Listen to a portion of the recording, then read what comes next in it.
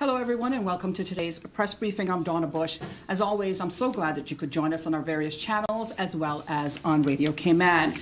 We welcome our Premier, the Honourable Alden McLaughlin, Minister for Health, the Honourable Dwayne Seymour, Mr. Shamari Scott, Chief Business Officer at Health City Cayman Islands, Dr. Benoit, Clinical Director and Chief Cardiothoracic Surgeon at Health City Cayman Islands, Mr. Justin Howe, President of Real Estate Asset Management, and joining us via Zoom today is Dr. Shetty, the founder and chairman of Narayana Health.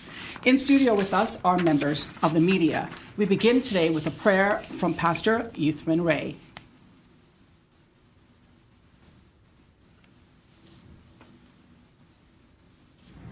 Let us pray. Gracious Lord, Creator, Giver, and Sustainer of our life, the one who provides and protects and preserves us all. We give you thanks, Lord, for the gift of this day and for the many ways in which we have seen and experienced your guidance and your peace, especially in these times. You are our hope and the healer of our lives in every way. Providing God, morning by morning, new mercies we see, and all we have needed, your hand continues to provide. Renew your mercies this day on our leaders as they discern and direct the nation's affairs. Renew the mercies on our people as we cooperate in purposeful community spirit. Renew your mercies on those who serve on the front line of the battle against this disease in all sectors and for the total eradication of this disease. May we all today and every day continue on the path on which you have led us. And even more so, God, may we seek to know you in more personal ways, who to know is life and peace.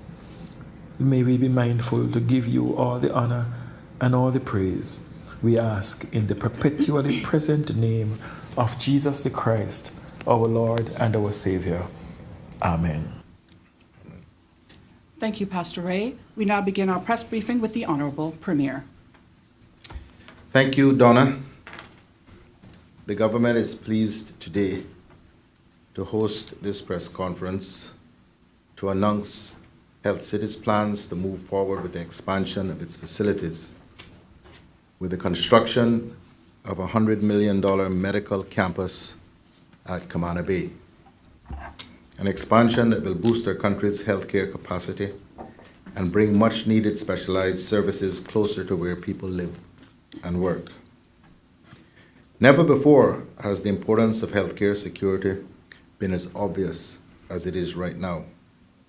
With the uncertainty that the global pandemic brings, it is more important than ever that we encourage healthcare projects that close healthcare gaps, giving residents greater access to more services locally without having to travel overseas. The collaboration and partnership between our public and private healthcare organizations makes better use of our resources and provides more comprehensive choices in care for our people. With Health City's expansion to Camana Bay, our healthcare sector will no doubt become stronger and better equipped to respond to the growing needs of our people.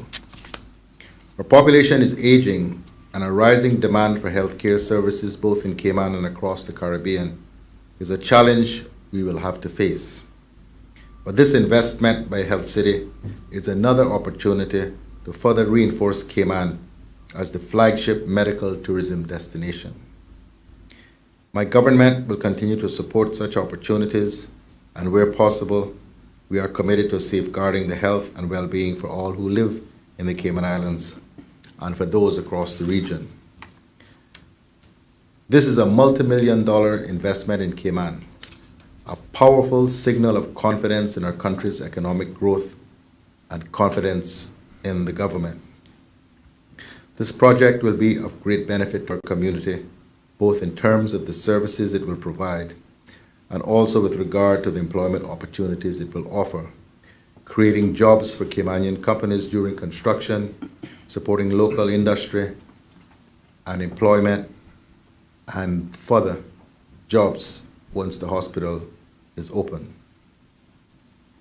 Health City currently has a workforce that is 30% Caymanian, with 80% of non-medical staff being Caymanians. The expansion of the organization will provide further opportunities for Caymanians in medical and STEM careers and supporting functions. The new state-of-the-art hospital will not only provide a healing environment for patients, but it will also be a great place to work, helping to attract and retain high-quality staff and create a culture that promotes excellence in clinical practice and training to support a talented and skilled workforce. Through the Healthcare Explorers Education Program, Health City has invested in the education and development of Cayman's young people, through which I'm told there have been over 14,500 student interactions to date. Even with the safety measures put in place for COVID, the program has continued to grow virtually, with over 4,300 registrants for the past year, more student interactions than the first 5 years combined. The program's exponential growth demonstrates the interest and potential our young people have in pursuing careers in the medical and STEM fields. It has provided students from elementary school to tertiary level with insight and exposure to healthcare education in a way that has not previously been available. The Health City Medical Campus expansion brings safe, quality, accessible, and affordable healthcare closer to where the majority of people live and work.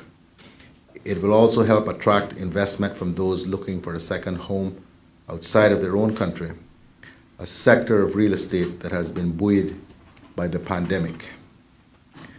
Many of these future residents require the comfort that comes with knowing they are living in a place with a robust healthcare offering, and one in particular that has a high level of expertise in cardiology and stroke care. Health City is coming closer to deliver on its promise of always keeping patients at the center of all it does, increasing access for residents in Georgetown, West Bay, and the 7 Mile Beach corridor, as well as the sister islands. My Minister for Health and representatives from Health City and the DART Group will now share more details about the medical campus expansion and the benefits it will bring to the country and the people of these islands. My government is excited by these plans, and I am sure you will agree that it is nothing but good news for all of us that call these islands home. Thank you very much, Premier McLaughlin. We now go to the Minister of Health, the Honorable Wayne Seymour. Thank you, Donna. Good morning, everyone. It's with great pleasure that I welcome this announcement of a comprehensive oncology and medical care facility, which forms a major expansion to Health City's offering.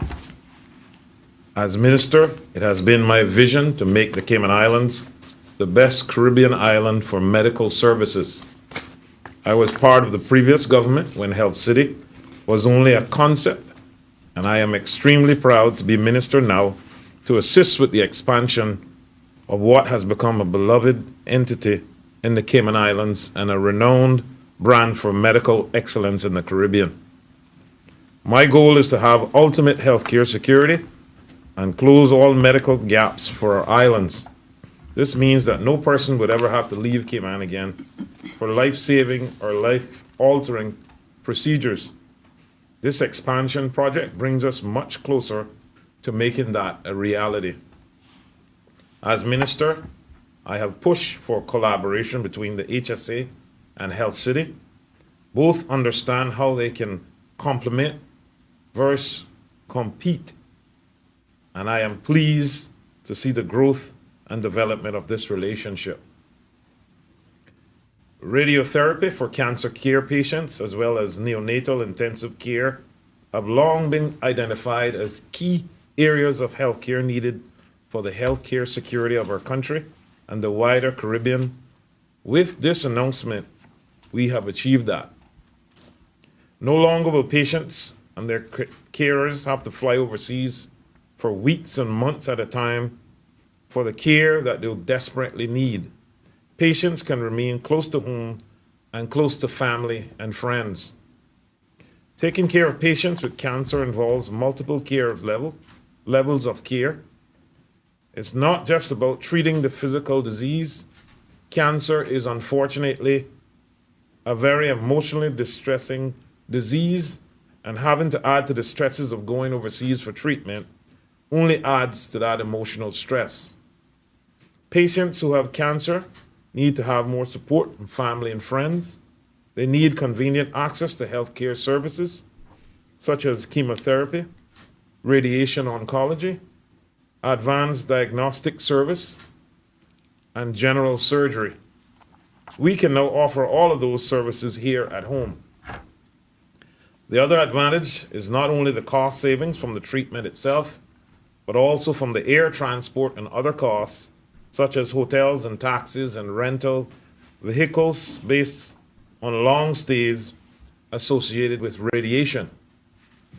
From personal experience, I have seen the trauma for Cayman families of what not having a comprehensive neonatal intensive care unit on the island means. What is colloquially known as million-dollar babies traditionally have been transported by air ambulance to the USA. Regardless of what type of insurance a family has, the new medical cost of a baby in the neonatal intensive care unit in the US can be exorbitant for a Cayman or a Caribbean region family. On the non-medical side, parents need to pay for flights, transportation, accommodation, meals, and childcare costs for older siblings. Parents are often bringing in less income because they are either unable to return to work or working fewer hours in order to care for their newborn in the hospital. Health City with this expansion means less financial burden on the families of sick children, and means fewer parents separated because one is in the US caring for a baby while the other is here in Cayman working and looking after the rest of the family. It will mean more support and care for these neonatal intensive care unit families from their community, family, and friends. And in the long run, it means these babies will benefit far into the future because they and their families were able to receive the help close to home. This expansion is happening a little further from my constituency, but it will benefit the majority of the Cayman Islands where over 70% of the population resides in close proximity. And as Minister of Health for the Cayman Islands, inclusive of the sister islands, I am also so pleased that Health City will be reducing the burden of the elderly in the sister islands from having to fly to Grand Cayman for certain follow-up visits with specialists that don't require diagnostics. In all, it has been an absolute pleasure over the last 4 years to be Health Minister, and it is indeed a high note to end on seeing so many developments in the industry for which I am responsible, to ensure that as we head into the future, all major medical care gaps are covered, safeguarding an ongoing health and safety of our people. This project is a major step in ensuring all Caymanians and residents of Cayman, regardless of geography, have access to affordable, world-class health care. I look forward to further expansion and fulfilling of my vision of making the Cayman Islands the most sought-after medical destination in the Caribbean. And I am proud to have played such an important role with Health City being the anchor. We are pleased to support the proposed medical campus, which will allow us to expand the country's healthcare security, increase the services offered within the islands, and elevate the facilities both at home and throughout the Caribbean. I thank you and God bless. Thank you, Minister of Health. We're going to go to our Zoom feed now, where Dr. Shetty of Narayana Health is standing by. Dr. Shetty? Thank you. Premier of Cayman Island, Honorable Alden McLaughlin, Health Minister Honorable Dwayne Seymour, Mr. Justin Howe, President of DART Enterprises Limited, members of press, ladies and gentlemen. I would like to thank the Government of Cayman Island for the support you have given to us to build Health City Cayman Island into a center of excellence for tertiary care. Our hospital is applauded across the media and is studied by institutions like Harvard Business School. Thank you so much for giving us an opportunity to become part of your lives. COVID has forced every country to become resilient and self-sufficient. Our dream was that no Caymanian should leave the country for any of the healthcare needs.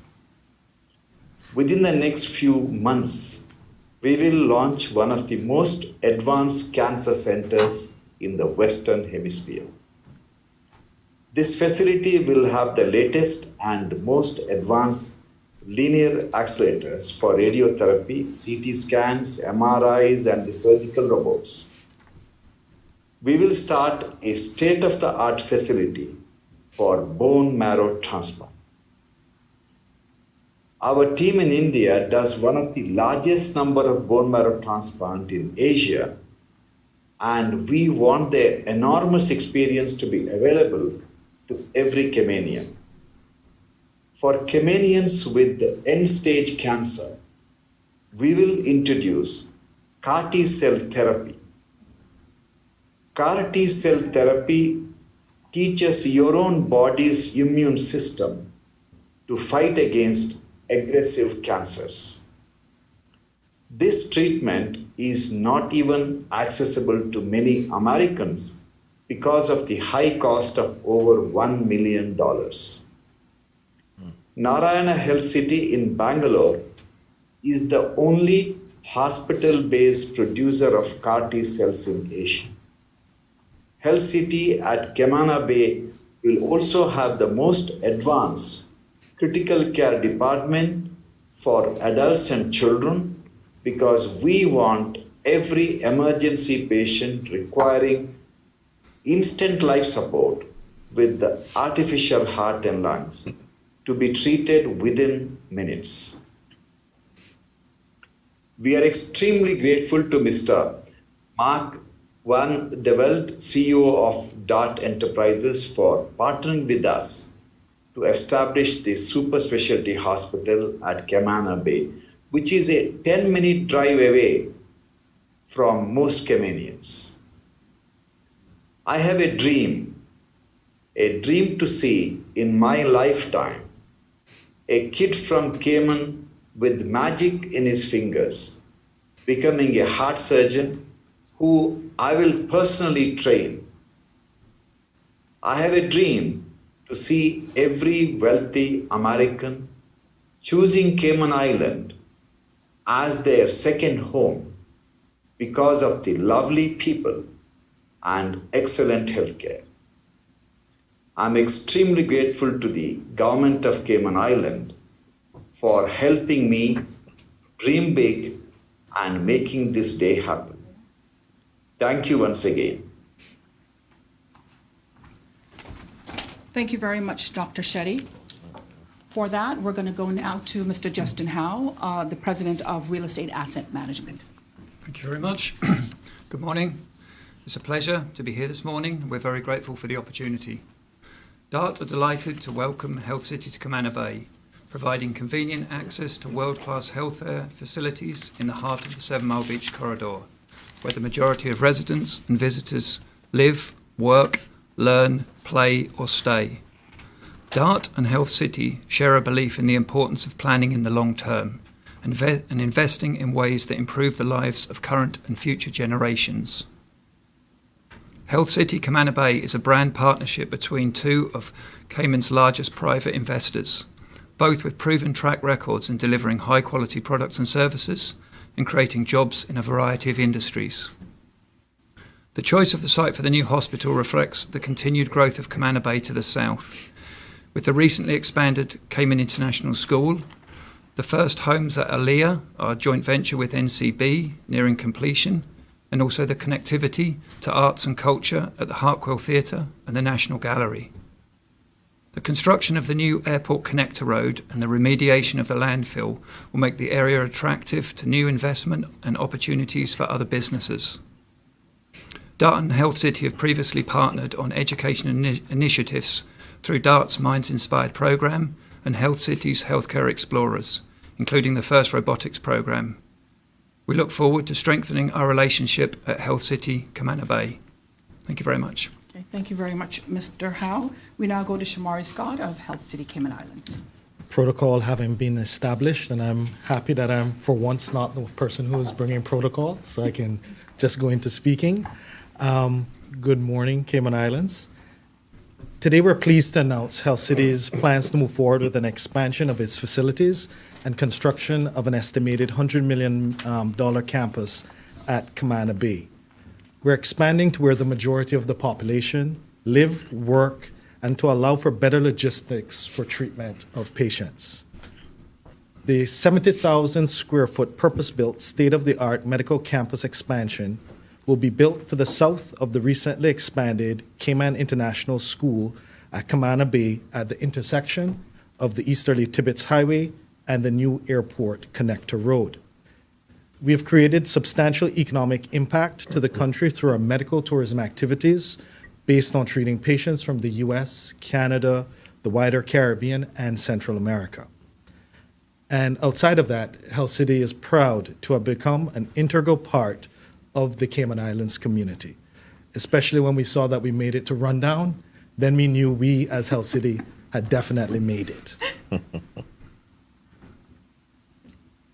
We have invested in educational and development opportunities for our young people, and as the Premier mentioned, our Healthcare Explorers program has seen over 14,500 free student interactions throughout all of our educational programs to date. As an example, we have a student employee named Dwight Barnes who actually became an HVAC technician through the training that we were able to give at Health City, and just recently completed his Level 1 HVAC diploma at UCCI. The hospital has recently given him a second scholarship to pursue his Level 2 diploma as well. We also have a young man named Elman who became a healthcare explorer at the young age of 14 when he was a student at John Gray. He went through 7 of our different programs and just recently completed his first year of employment with the hospital as a supply chain porter, while he was completing his prerequisites of nursing school at UCCI. Last month, Elman was transferred to the nursing department as a ward assistant trainee to provide him with the insights into the nursing field before he matriculates to the UCCI School of Nursing in September. Health City offers a combination of technical skills, technological innovation, and compassion, holistic care, and that's what causes our results to be actually exceptional, if I can say so myself. You only need to look at the many firsts performed at Health City in our brief history. And we have many examples, but I'll just give you 2. For instance, we performed life-saving surgery on a child from Nicaragua who was born with the heart outside of his chest cavity, the first surgery of its kind in the entire Caribbean. We also undertook the first awake craniotomy, or as I term it, brain awake surgery, and it was the first in the English-speaking Caribbean when we removed a brain tumor from a patient while he was actually awake. But beyond the firsts and the groundbreaking medical achievements, it's what can't be counted that really matters. The countless sighs of relief, daily life without pain, the lives saved, and the families preserved. It's when we hear comments like, "I'm a vascular surgeon at home, so I see plenty of patients post-cardiac surgery. My care and recovery, in my opinion, is as good or better than anything I've ever seen." The model here is what the US healthcare system is striving to be a part of and to become. That was our emergency patient, Dr. Leon Josephs from Massachusetts, after his recovery with Health City. So why Camana Bay? The answer is uncomplicated. Our patients told us they needed us to be closer, and our physicians told us they needed to be closer to the patients. As we all know, the past year has been a difficult one, fraught with the challenges of the pandemic. However, there is always a silver lining. And for us, that gave us a lot of additional time to look further at Cayman's health requirements, customer feedback, and we took 7 years of valuable insights into our patients' challenges and needs fully into account in order to make this decision. Many factors make the site at Camana Bay the ideal location for the continuing realization of our Health City promise. Over 70% of the population reside in Georgetown and West Bay, and during a typical workday, over 90% of residents and Caymanians work in the Georgetown and 7 Mile Beach corridor. Using just one disease profile of oncology as an example, we calculated a year's worth of the number of fractions and sessions needed for radiotherapy and chemotherapy. We found that over 121,000 vehicle miles would be saved with a more central location, as well as over 3,200 car trips and over 288,000 minutes would be saved based on actually being in a more central location. Proximity will also provide better adherence to medical plans, as many patients miss treatments due to transport logistics. As part of this proposed expansion project, Health City is also excited because we're extending our arms and our presence into the Sister Islands. 30% of residents in the Sister Islands are older than 50 years of age. The need for accessible medical services for this age group is critical and will only increase in the future. We have calculated that at least 50 air trips per annum from the Brack will be prevented, so I guess they won't be taking the 737 MAXs over, because they'll actually be able to stay at home just a few minutes from where they are to go in for the checkups and the types of logistical care that our doctors would give without needing the main diagnostics at Health City. It will make comfort and ease at the forefront of everything in the Sister Islands from a medical perspective, seeing that we'll be a few minutes from their home. And for those in Little Cayman, we're also going to give much easier access as well. We look to the future with excitement as we plan to make an even greater impact on the quality of healthcare in the Cayman Islands and adding to the further economic benefits by medical tourism. We are committed to continuing to delivering on our promises and look forward to working with those with a shared vision and to the government's support for this new project. I also want to thank the Minister and Ministry of Health for their unwavering commitment to world-class healthcare in the Cayman Islands, and to stakeholders such as the regulatory bodies of the Health Practice Commission, the Medical and Dental Council, the Nursing Council, and the list goes on, for their continued support and for their efforts. I will now hand over to our Clinical Director, Dr. Benoit, who will provide further details on the services of the proposed medical campus expansion. Dr. Benoit? Yeah, thank you, Shamari. Good morning, everyone. I'm very proud and excited to be here today to announce our medical campus expansion at Camana Bay in partnership with DART. One of the visions of Health City and our parent group, Narayana Health, is to make sure people can readily access medical care when, where, and how they need it. Having a campus close to where the majority of people live and work will mean more lives saved, both adults and children, and a better quality of life for many. This 70,000 square foot medical campus expansion will include a comprehensive oncology offering, state-of-the-art maternity unit, a neonatal intensive care unit and pediatric services, robotic surgery, and advanced emergency services and critical care. This is in addition to the wide range of specialist services that are already available at Health City. Our comprehensive oncology offering will include medical oncology, hemato-oncology with bone marrow transplantation, surgical oncology, radiation oncology, immunotherapy including cortisol treatment. A full suite of services that will mean no Caymanian patient will ever need to leave our shores for cancer treatment, and no Caribbean national will need to access the USA for treatment again. We will be collaborating with some of the top cancer institutes in the US for access to research and trials. The new campus at Cayman Bay will also be home to state-of-the-art maternity services and a neonatal intensive care unit, meaning far fewer Cayman babies will have to travel overseas for life-saving medical care.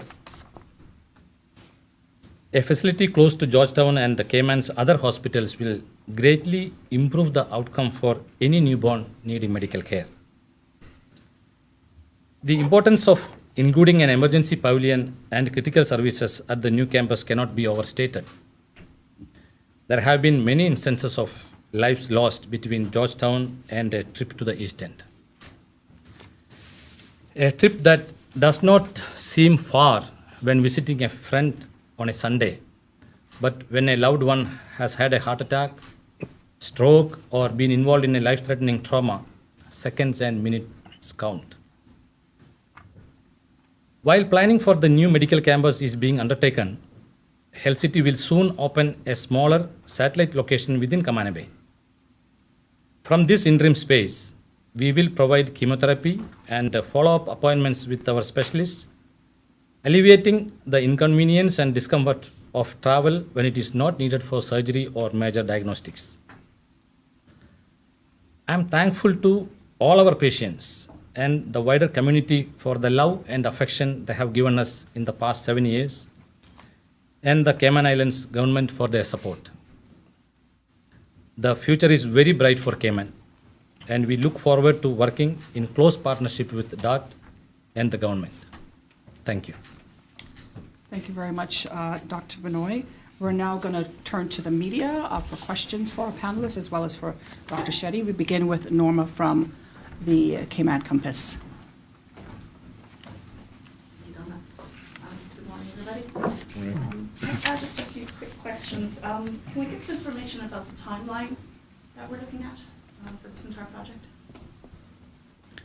We are looking maybe approximately 24 months from now. For completion. For completion. Okay. And the radiotherapy center will be up and running maybe within a year from now. If I recall correctly, back in 2019, you guys broke ground for a cancer center at Health City up in East End. What's the process with that? Will that work hand in hand with Cayman Bay, or has that left now at the sideline and you're concentrating fully on the Cayman Bay side? Yeah, so that was a part of the silver lining that I was discussing in my speech, in that based on COVID actually occurring and the pandemic, obviously projects like that slowed down until you kind of understood where you actually were going to stand. And in doing that, we kept hearing from our patients, we kept looking through our exit surveys from the hospital to understand what were some of the key components of frustrations for our patients. And knowing that when you have fractions, and Dr. Benoit can talk about between 25 to 30 trips you would need to make for one long session of radiotherapy, the amount of trips that persons would have to take back and forth for treatment that can take anywhere from half an hour to 40 minutes, it just made more sense for us to make this type of investment closer to where 70% of the population actually lives and 90% of the population actually goes to work. A lot of times, it's the world that we live in. In order to keep your insurance, you need to work, right? And some of these treatments, because the extended time frame, persons will be back at work, and it's a lot easier to take a lunch hour or a break for an hour and get these treatments done versus what everybody seems to think is the other side of the world, up to East End. But the hour and a half traveling back and forth can really play a pivotal point in whether or not somebody misses treatment or actually has the discomfort of possibly needing to reduce their work hours to part-time, for instance. I'd also like to ask, do we have statistics for the number of cancer patients in Cayman? obviously, I know you said that this is also going to be a health tourism facility. But for the number of people in Cayman who will avail of these facilities, has there been some research into how attractive this is, or how much of a need there is for a dedicated cancer centre here? Without a cancer registry, it's very difficult to quantify that number actually, what is the incidence of the cancer, what is the prevalence of the cancer patients on the island. So right now we don't have that data for the island.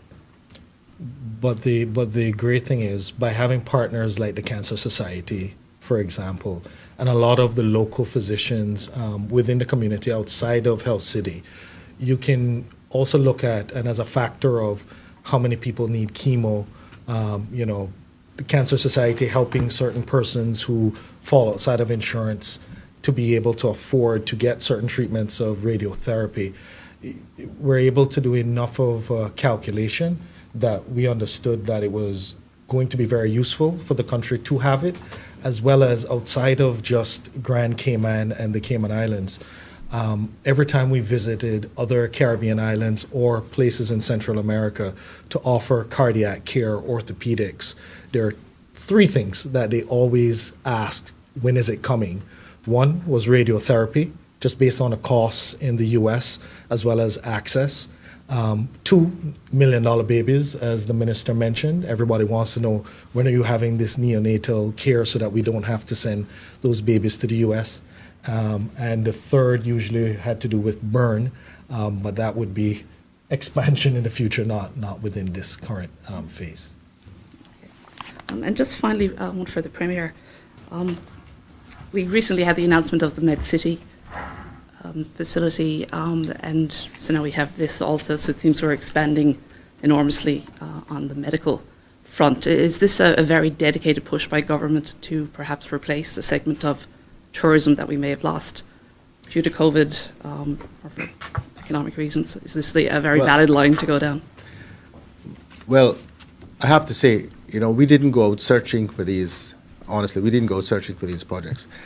But the overall policy of not just this administration and the previous one which I led, but going back to 2009, has been to, which successive governments have now continued, is to make Cayman the destination of choice for healthcare within the region. And Health City were obviously the first major entity to do that, although we had smaller offerings before. And now the success of Health City, I'm sure, has played a major role in attracting the other entity, which we announced a few weeks ago.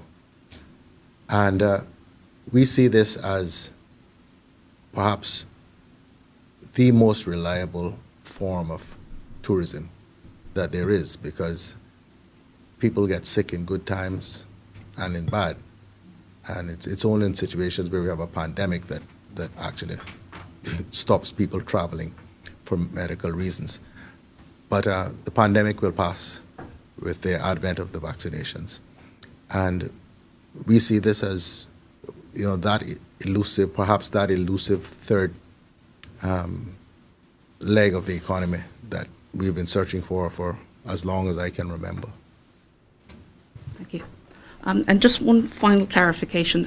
Shamari, you mentioned about the sister islands.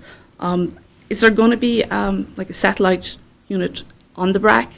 Or were you just referring to the fact that it's a much shorter journey for them to come to the Grand Cayman? But glad you asked that question. So to clarify, we will be having a satellite clinic in the Brack where we rotate our specialists on a weekly basis. Obviously, the population is much smaller, but we can rotate a different specialist every Friday, for instance, and we'd be able to see our patients there. So a lot of times they may travel 5 or 6 times to Health City based on a follow-up that's needed. 2 of those trips may just be a conversation and for the doctor to actually see them, and we can take care of that by actually being there in the Brack where our patients actually reside. Thank you. That's all from me. Thank you very much, Norma. We move next to April Cummings from Radio Cayman. Morning, everyone. Morning. Mr. Shamari, I just want to make sure that the project in the Brack, is that part of this, or is it a separate project? So it's, our expansion efforts are all happening in one go. So it's a part of Health City actually being within your reach, as we'll say. So we're in East End, so obviously we're serving the eastern districts as well as the rest of the Cayman Islands based on the specialties we have there. This actual facility will bring us closer for some of the more critical types of services that time matters, as well as for the palliative type of care, cancer care, whereby stage 4, that's about 40% of cancer patients will have stage 4, which means they'll need treatment for more or less for the rest of their life. And by being closer, that obviously will help the majority of the population.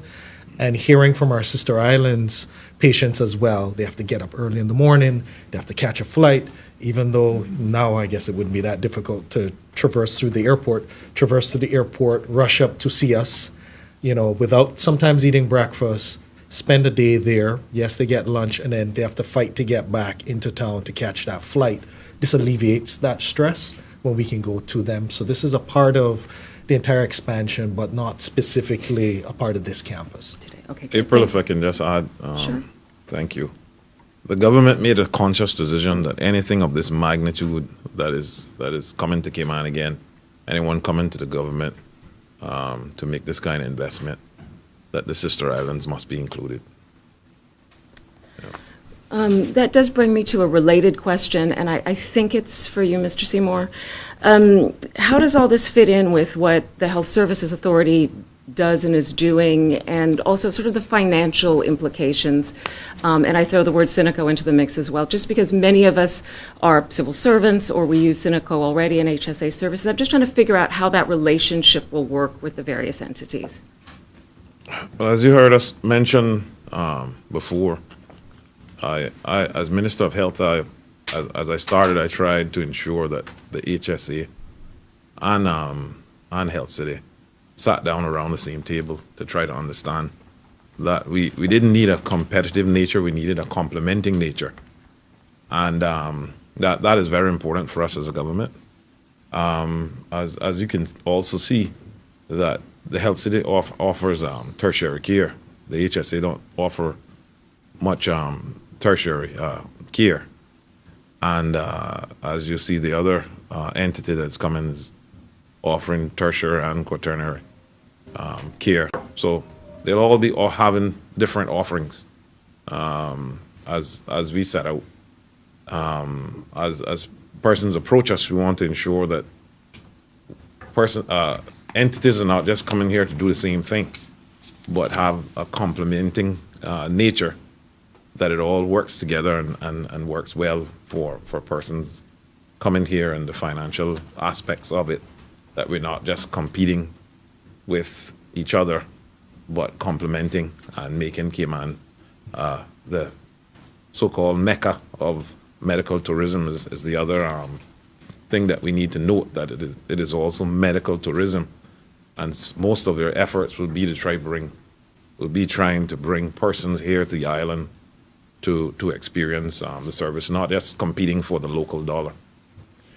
So would I be putting words in your mouth if I said, strategically speaking, the idea from the ministry's perspective is to just basically try to set up a network of services that service people at all levels? Yeah, yes. Is that fair? Okay. Yes. And the other question, I think the Premier did touch on this a bit, but do we have a sense of what the economic impact of the growth of Health City in this fashion will look like? I mean, I can speak to that in that in close to 7 years, based on our calculations, it would be close to $100 million of economic impact from, obviously now we don't have a lot of medical tourists, but medical tourists traveling, taxi fares, as well as hotel stays, food that's purchased. And when you actually look at the economic impact of even staff members, whether it's rent, I find it interesting that I'll give an example that people always laugh at.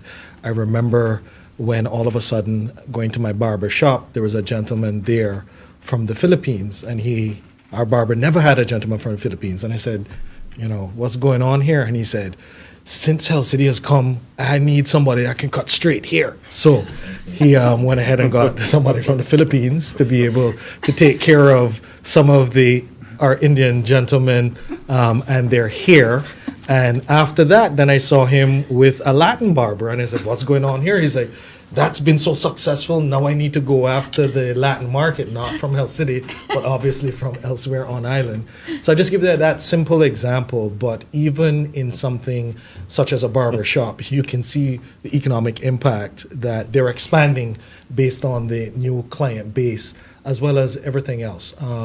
When you look at, I remember at first when I moved over to Health City, a lot of the real estate agents and owners were still calling me, emailing me, and I said, hey guys, I moved, can't really help you anymore. And they said, no, I'm actually calling for you because we need your assets. Assets of what? The hospital. Why?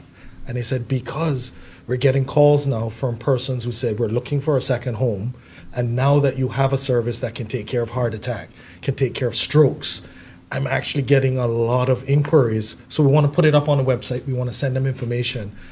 So even the secondary home market would have seen impact of Health City being here as well, just as some examples.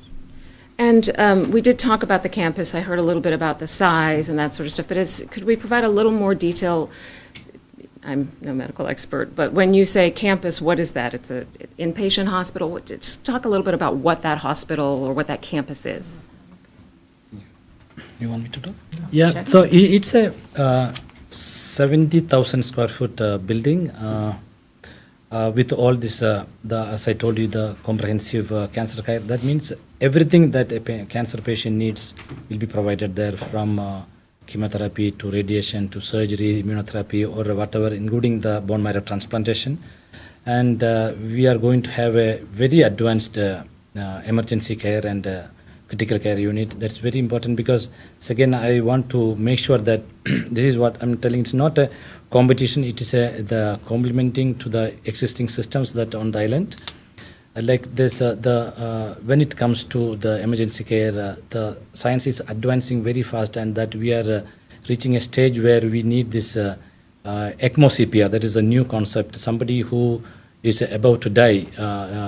Sometimes we don't know what is the reason, so just don't allow them to die and put them on the heart-lung machine to survive and then see what is the reason for his problem. So these kind of very advanced the care for emergency patients. And as we told about this neonatal intensive care, where this so-called $1 million babies no need to fly out of the island, and definitely we'll have some very most modern maternity care. So it will be close to 70-bedded hospital with inpatient care and all the diagnostics, like advanced diagnostic, like the most modern CT scan, MRI, PET scan, and including everything. So once this is there, we don't see any reason for any patients to fly off from this island for any medical care. And we realized, actually, especially this COVID time, how important to be self-sufficient in the healthcare sector, country like Cayman Islands. Thank you very much. Okay, thank you very much, April. We now move to Wendy from CNS. Thanks, Donna. Hello, everybody. First question, for the government, for the Premier and the ministers, the deal that you gave to Astor was actually better than the original deal in terms of medical importation, like the duty. So what are you giving them for the new Shetty deal? What will be in it? What will they get compared to the Astor deal? When you say better, you mean better for the government? They got 25 years in that one, Astor. They're getting 25 years duty, whereas they didn't get 25 years at Shetty. Yeah. They got 50. So they didn't get what, they got 50 years on the medical. Yeah, there are no changes at all to the agreement. So you're keeping, it's the same, it's going to carry on right through. Yeah, okay, yeah. so there's no major, and that's more or less it. Is there any other concessions? None. That government are giving? Okay, fine. Do we have any statistics with regards to capacity for this expansion into medical care that's local? I'm not talking about medical tourism at the moment. I mean the capacity that we as a country will need, say, over the next 25 years. Do we have that kind of projection? Have we been doing it? I don't think so. I certainly am not aware of that. But the thrust of both the Health City and the other project is not just about providing for local care and growth in the population, but to attract medical tourism and to serve the region. So when you're looking at capacity, the local component of it is just a component of the overall business plan. I'm not terribly familiar with the business plan and projections of Health City, but I'm sure they can speak to that. The final question for the government is obviously during this administration, health cover has continued to remain a major problem, which still hasn't been resolved in this administration. What kind of visions have you got for the next administration to address the kind of problems that we're facing with people not having sufficient medical cover, people not having any cover at all, the minister's desire to have children be covered for free? If you get in government next time, what are your plans so that people will be able to afford to go to this great new facility? Well, Wendy, that's why the government needs to constantly look at revenue streams, and why development and construction and other activity which produces revenue for government is so absolutely critical and necessary. The ability to provide adequate health care coverage at reasonable rates is a challenge for every developed country in the world, which is what really has made Health City such a model for the rest of the world. They are able to provide health care for a fraction of what you pay in most advanced countries in the world, particularly the United States, which is our main go-to destination for these services. But the next administration, and we'll speak to this in our manifesto of the coalition. We have two major challenges that the country has got to face up to. One is, how do we provide adequate health care cover to every resident here at a reasonable cost to the patient or the potential patient, the customer, the client, whatever you want to call the individual. A challenge which, as I said, every advanced country in the world is facing up to. And how do we provide a pension scheme which is fit for purpose? So those are two major issues which are under and have been under significant discussion within government and without. Certainly the Chamber of Commerce have indicated to us that they want to be, particularly with pensions, they want to be, part of that discussion, because these costs will have to be borne not just by government. They're going to have to be borne by those who employ people and by employees. So this is a very complex issue. As I said, there are no packages on the shelf that you can go and purchase and say how you fix these things, because the mighty United States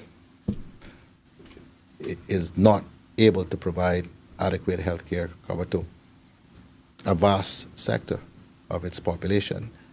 And the systems that have socialized medicine have their own struggles and can only do so because they have massive taxation. So those are the things that we are grappling with as a country, and whoever is in government are going to have to grapple with. Wendy, if I can say, one of the things the government has been working on when we talk about cost, if we realize that the indigents, veterans, and seafarers is only 20% of the population that the government covers, but is 80% of our cost. So that grows at a rate of about 8 to 10% per annum, constantly and consistently. We can't continue as a government affording that to pay for that, to afford that at the rate that it's going. We need to find a way to curb that cost. That is why the government has consistently been looking at ways to find a capitated model to try to find an organization that can try to take on a bit of this cost to slow down the cost to government. And there's been some suggestions in the way forward. We've seen some white papers as to models that we could try to use in a capitated way to try to curb this cost over a period of time that we can save up to some $100 million in 5 years. So those are things that the government is looking at. We didn't have the time, but Cabinet had approved the paper that we should be putting out an RFI within. It was supposed to be within 45 days, seeking for persons to send in information, companies, to see if we should really proposals to see if we should move in that direction, if that's the direction to move. But definitely the government needs to realize some savings so that we could put that money to other use. I won't say better use, but other uses. I wasn't going to ask you guys any further questions, but you let slip there when you said the coalition manifesto. Mm-hmm. So you will be campaigning on a coalition platform? I did that deliberately for you. I know. Thank you. But can you confirm that you'll be campaigning? PPM will be campaigning on a coalition platform. I'm looking forward to your speculation. You said the word, not me. I don't have to speculate now. I know. I've said all I intend to say now. It's on live brought to you by GI. Right, now, turning to Friends at Health City. The partnership, and Dart. Can you explain what the partnership is between Dart and Health City? Because we didn't get any information on that at all. What you talked about partnership, but what is it? You want me to go? Yeah, definitely. So it's really a brand partnership in regards to the fact What partnership? A brand? Brand, in regards to the fact that the campus will be called Health City Cayman Bay. And it actually has to do with the fact that both organizations understand that the future of the country will be built on education as well as on healthcare. So the fact that you would know that land, especially in Georgetown and those areas, are very hard to come by. We're working with DART, obviously, for that land that's right there to actually be able to build a campus and be aligned with our vision to not only serve, obviously, the Cayman Islands, but all of the other establishments that I'm sure DART will be doing in the future as well. So, okay, so to be more specific, yes. When you say we're working with DART on that land, are they releasing it to you? Are you buying it? What's the deal with that land? We have an arrangement with them in order to use the land to be able to build this 70,000 square foot medical campus. And will DECO be building this hospital? Is that the plan? So we're currently in discussions about who will be building. We have an agreement with Arch and Godfrey for the radiotherapy component. And then as we build out further, we'll be working with DART to figure out exactly who we will use in what different areas moving forward. Yeah. Given the circumstances of the last development, have you learned some lessons about how to partner with developers and construction partners and things like that in this particular project? Have you learned some lessons about what you did last time that you might not do this time? You always learn lessons, right, from everything you do, as well as being the first to come to the Cayman Islands when everybody said it could not be done and it would not be successful, to see where we are now, that many different Caribbean countries are wooing Health City and the Nariana group to go there, and we're working different models with them to help them shore up their primary and secondary care. The biggest learning we would have learned from the 7 years is location, and just being closer to the 70% of the population, as well as I mentioned before, over 90% that work in town, just based on the fact that we are filling gaps within the Cayman Islands, so we need to make it as convenient as possible to our patients. And we'll use the lessons of distance and time and customer service that we learned from our first phase in East End, and we'll bring that closer to town. So it's really just more about the location That's an, as well as... Can I just check that? Because that was going to be my next question. Yes. Really. Do you have any regrets about building Health City in East End? No regrets whatsoever. At the end of the day, we fulfilled a gap that was needed in the eastern side of the country. We love East End and the surrounding people. We were able to provide medical services to the entire Cayman Islands.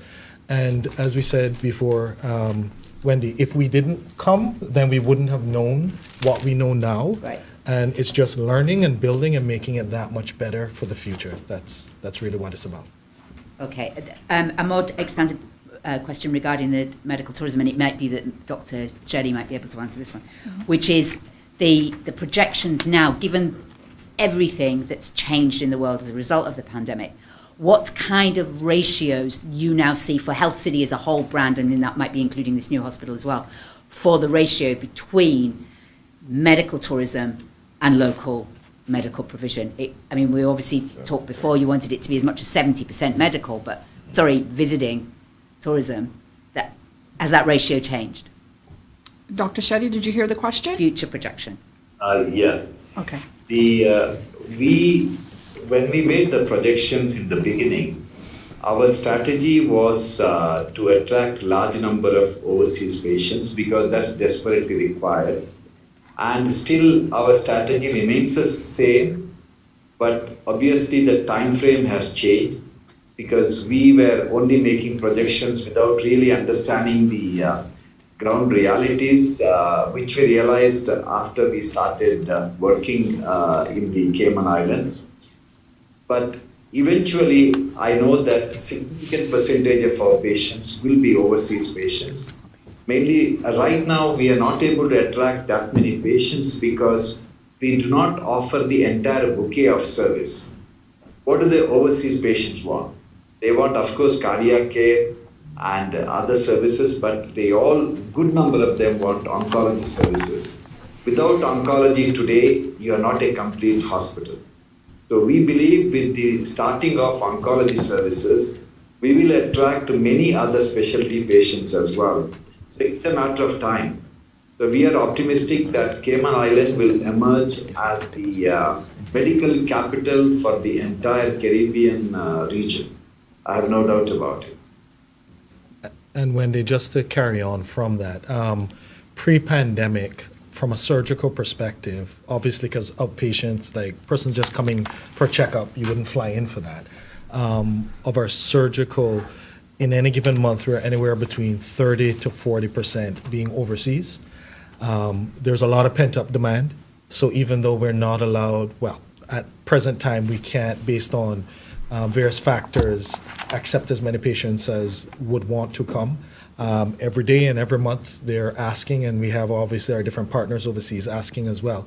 But one thing I just wanted to mention, and I won't mention the name of the actual facilities, but Costa Rica, which was known for medical tourism, was the benchmark on this side of the world for medical tourism. In any given year, between 10 and 20% of their total population base would have been overseas medical tourists. And we were already at 35, 40% in just prior to pre-pandemic, in just 6 years of operation. So yes, we had obviously projections that would have been higher, but we were making a lot of leeway, and we had actually done a lot of groundwork. And when looking at other medical tourism facilities, we were actually boxing above our weight. And when you look at the percentages, doing much better than other facilities that would have been in the game for 20, 25, 30 years. And just based on any medical tourism facility, especially on this side of the world, to work, you will need to fill gaps and to have that lifeblood coming into the actual facility of obviously local patients. And the great news about the Cayman Islands is we always had a great insurance network whereby a lot of people would go overseas to actually access those types of services. With us being here, they no longer had to go overseas, and we could take up that slack and be able to deal with those local patients and that demand as well. Thank you. Appreciate that. For Dart and probably the Minister, actually, obviously this hospital is very close to the dump. I understand that the process is ongoing at the moment in terms of the remediation, and obviously we can tell that the Health City is obviously going to be very hopeful that that will be cleaned up. So where are we on that project? Because we still haven't had a full deal. I know we've had some periphery deal stuff, but it's now even more crucial to this, obviously, that the dump situation is dealt with. So can you bring us up to date and what the problems are, what timelines, that kind of thing, ahead of this project starting? And the last update that I got, Wendy, was that within, going out on the limb here, but within 3 weeks we should be doing the final signing. I hope they stay true to that. So what kind of work are you doing to make sure that the hospital won't be next to in very close proximity to a dangerous pile of rotting garbage? The remediation works, as you know, the early works are already underway. Yes. And the studies have been completed, and it's Shamari and Dr. Benoitis, Health City, are confident and keen to progress with the investment in that location. So we share with them that enthusiasm with them. Yeah, well, if you go there and take a look and take some photos, you'll see that all but one small area of the old landfill has been completely covered and remediated, covered with Phil. yeah, well, it's not marl, it's aggregate, and so that part of the project is proceeding. You see they're erecting or re-erecting the fence around there so to screen the area off. The plan always has been to essentially close the current landfill and continue dumping while the rest of the project goes ahead, particularly the waste-to-energy facility, in the area where the Hurricane Ivan waste and debris was put, which is already ruined, for lack of a better word. So we're not troubling any new land. That project, the waste-to-energy project, is expected to take, I think, 2.5 to 3 years from start to commissioning. So, and after that, the actual amount of rubbish which will actually have to go into landfill will be significantly reduced by more than 90%. So that is the plan, and we decided, government and the DART group, that because the bigger contract was so complex, the negotiations about it, that we would both go out on a limb, quite frankly, and move ahead with the smaller, more easily quantifiable in terms of money bits of the project, so that we wouldn't go through another however many years with absolutely no progress being made.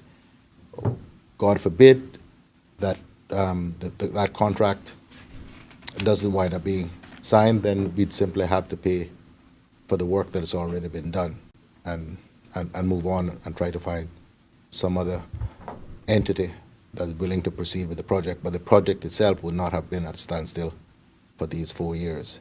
But we're very confident. An incredible amount of work has gone on, and we're quite confident that before we actually demit office for the elections, we will have that agreement signed.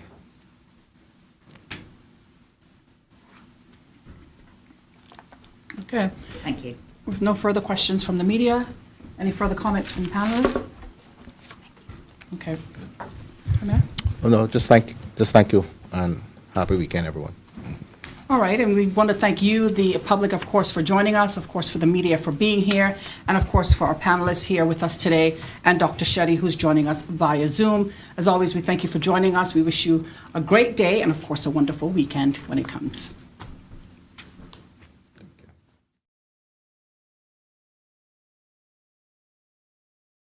No washing machines and dryers in those days.